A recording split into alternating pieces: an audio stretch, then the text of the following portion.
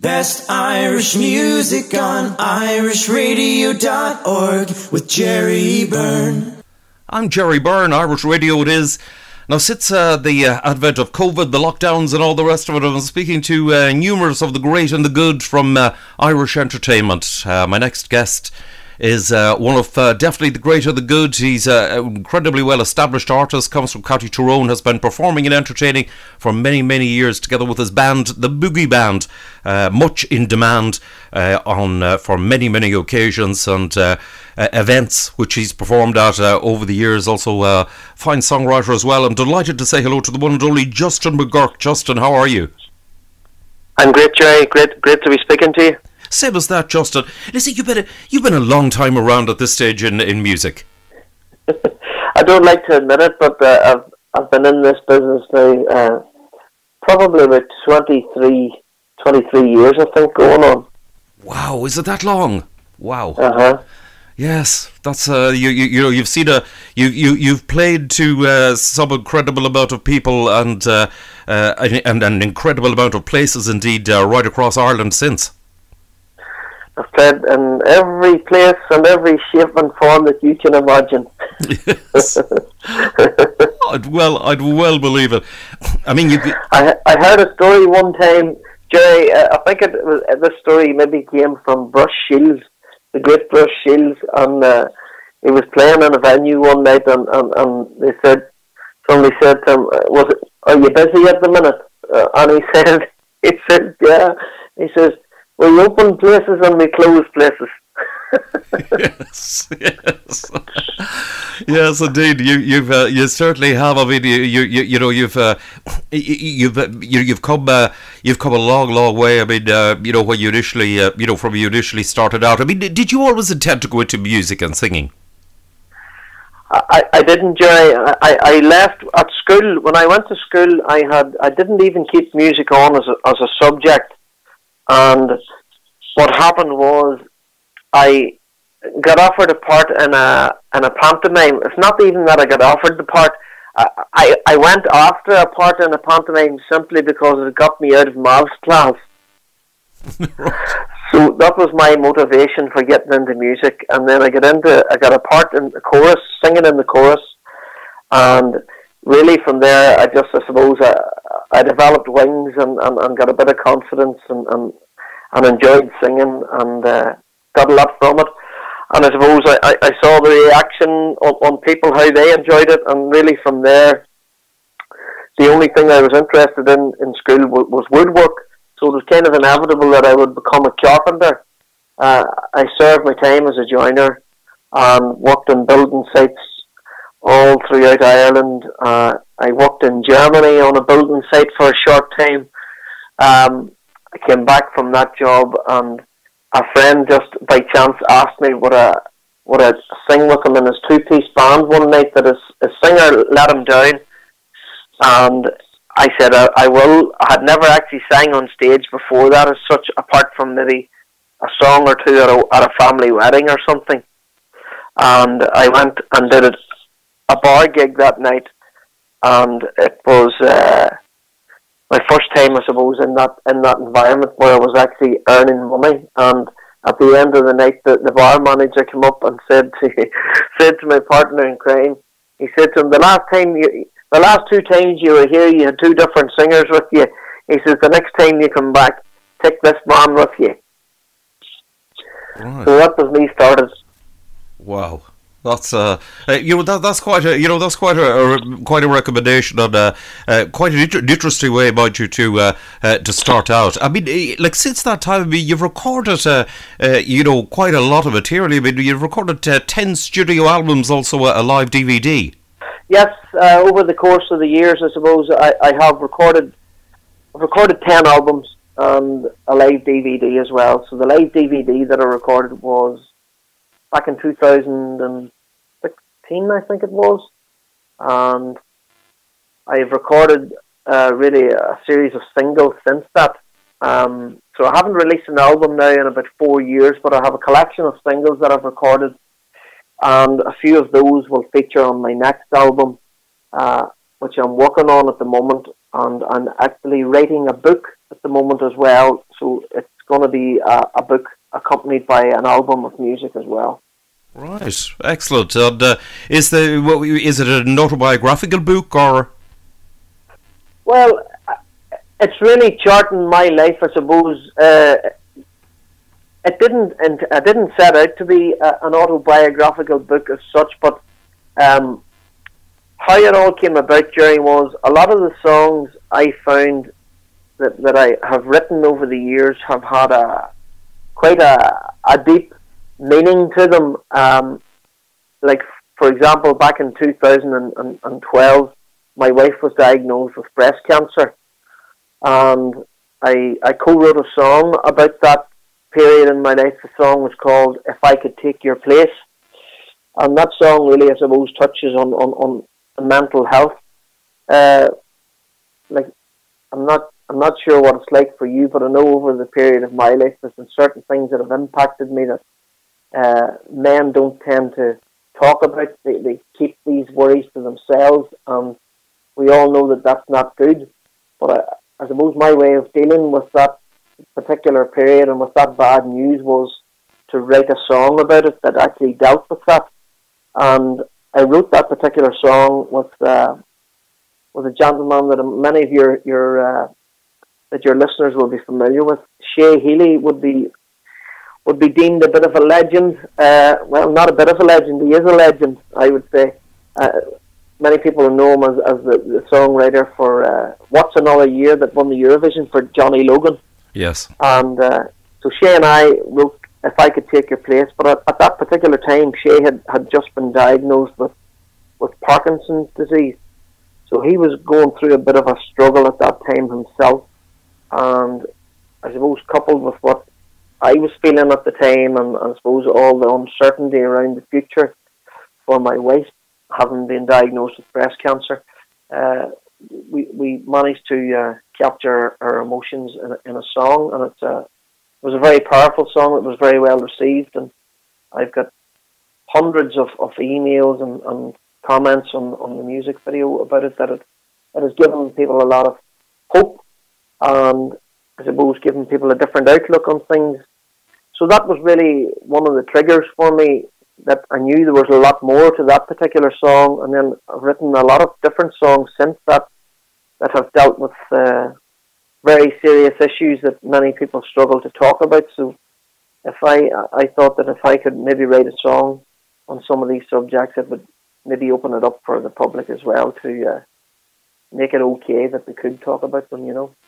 Indeed. Excellent stuff. I mean, you recorded as well a cracking song from your own part of Tyrone called "All the Golden Gorgeon." That's right. I live just down the road from Gorgeon. Gorgeon is maybe 10 mile up the road from me, where I live in Kildress.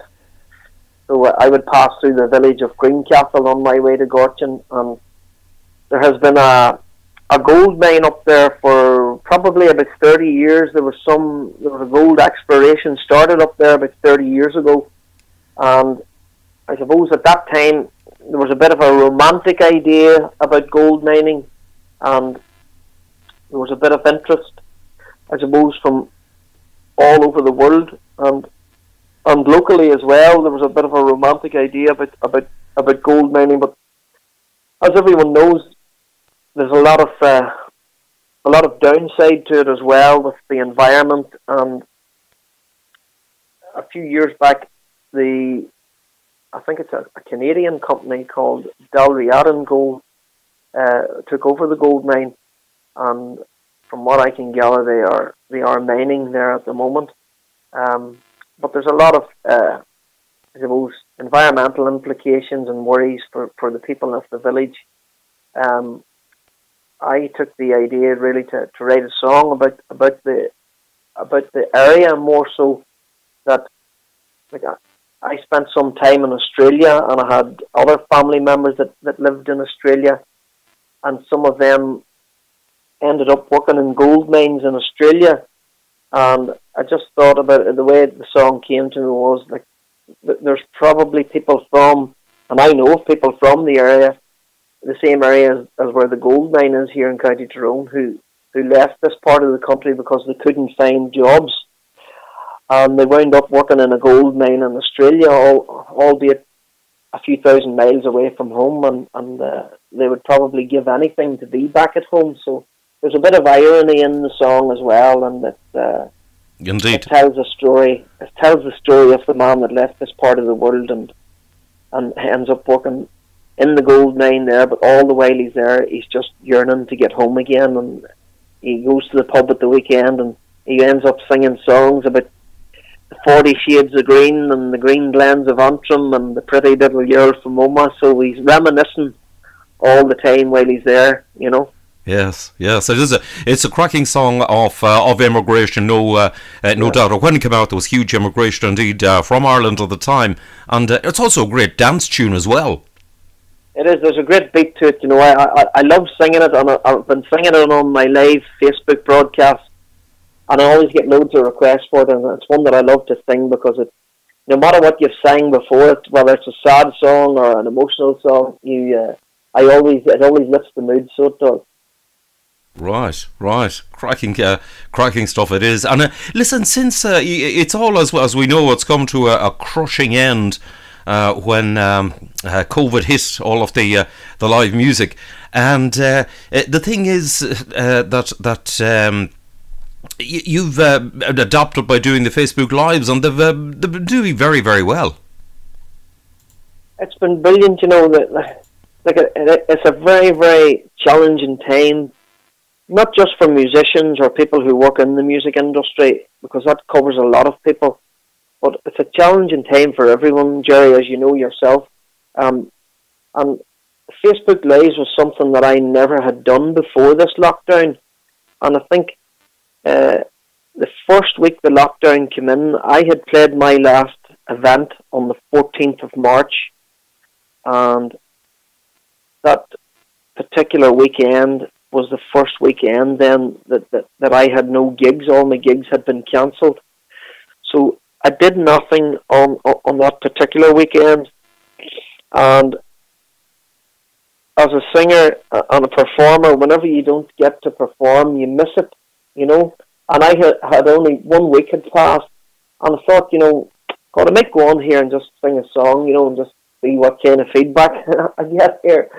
And I couldn't believe it, the feedback I had got and the comments that I'd got, and that people were coming on and they were enjoying the crack and they were telling me their requests, and so I kept going with it. And if I hadn't have done that, I wouldn't have known, I suppose, the love that there was for my music out there, because I was getting people tuning in from as far away as Canada and America and Norway and all over the country and all over the world, and it was really, really, I suppose, satisfying to know that people were enjoying the music in another corner of the world. Indeed, I mean, you know, I'm just looking here at a show you did last night, and I mean, it's got in excess of 4,500 views already. I mean, that's astounding stuff. Yeah, and it's, you know, it's amazing that the reach that some of these songs can have. During the lockdown, I got asked to sing in my local church in Cookstown, and it was it was before people were allowed back into church. There was no congregation there at all, but the priest had asked me to come and sing a few songs just for this particular Saturday evening, and I had my mobile phone with me, and I sang "Lady of Knock" was one of the songs I'd sang, and another one of the songs I sang was "The Rose," and between those two songs, they have reached over 1 million people. The video that I just captured on my mobile phone. Wow, that is astounding. So, you know, you just don't know what reach some of these songs have, and that's all organic. Like, that's not paid for. That was just a case of me sticking the video up that was captured on my phone, and the reach that has is just, it's been really, I suppose, really unbelievable. It is. The only way I can describe it. It is. I mean, this is something I've said to many other artists, that the videos like that yourself and others put up on, you know, the Facebook Lives or whatever it may be, there are many television channels would dearly love to have those number of viewers. It's astounding. Yeah. You know, it's just it's absolutely amazing, and it's one great thing. The advantages, I think, today, and I know we're up against it big time at the moment. But one thing that I think that's a major help on the whole situation is the technology. The advent of technology has been amazing. Yeah, it is, and I suppose people seem to be spending a lot of time on Zoom and Microsoft Teams and all these other platforms, and with Facebook and social media, everything's more accessible now. And you and I talked about this briefly yesterday evening when we chatted for a wee while. And you know, you've got a complete entertainment centre in your pocket now. You know, you're spoiled for choice. Yes. So yes. When you get people tuning into you, when you get eyes on whatever it is you're doing, you know, people's attention is in big demand. So it has to be good to keep their attention. Exactly. You know, and you know, well done to yourself. I mean, you know, you've been astoundingly successful, and it's been absolutely fantastic. And I must say, your YouTube channel as well has done incredibly well with the material that you've put up, the videos you've put up that really have had absolutely huge amount of viewings. That song you mentioned, "If I Could Take Your Place," over 113,000 views, and that's just on YouTube. Yeah. Some of them, it's brilliant. It's a brilliant platform to get your music out there, and I suppose you have to be on it. Some people say, you know, when the likes of Spotify and all these other music platforms and YouTube as well, that it has maybe had a negative effect in some ways, but there's also a massive upside to it as well, because people wouldn't get the opportunity to explore these artists or to hear that music if it wasn't on there. So I suppose we have to try and utilise it as best we can. Indeed. So you know that is the thing. I mean, these platforms are you know, there's no use in if you feel you want to battle against them, forget about it, because I mean this is where people go. It's these varying streams, be it Spotify, YouTube, Facebook, whatever it is. You know, people go there. That's it. You know, it's sort of the bottom line of the situation. You've also worked with another lass from Tyrone, a lass and like no longer with us, Brenda Mulgrew. That's right. Brenda passed away a couple of years ago, very sadly. A beautiful singer she was too, and I was always good friends with Brenda up through the years. Yes. Brenda's family is originally from my same part of the country here in Kildress, between Kildress and Cookstown. And Brenda just had one of those voices that, you know, was really, really special. And I was very, very lucky that I got to record a song with her. Indeed, yeah, absolutely fantastic stuff. Justin, listen, well done on everything that you've achieved. It's been absolutely brilliant. And you've released an astounding amount of work and written some absolutely brilliant tracks, you know. And listen, fingers crossed when it's all sort of sorted out and everything else and safe to do so, we'll see you back in action once again. Looking forward to it. I'm looking forward to it, Jerry, and hopefully we'll see you on the road again at some stage. Indeed. It'll just take that little bit of time. Well, listen, wishing yourself and your family all the very best. Stay safe and stay well. Thank you, Jerry. Appreciate it. Stay safe.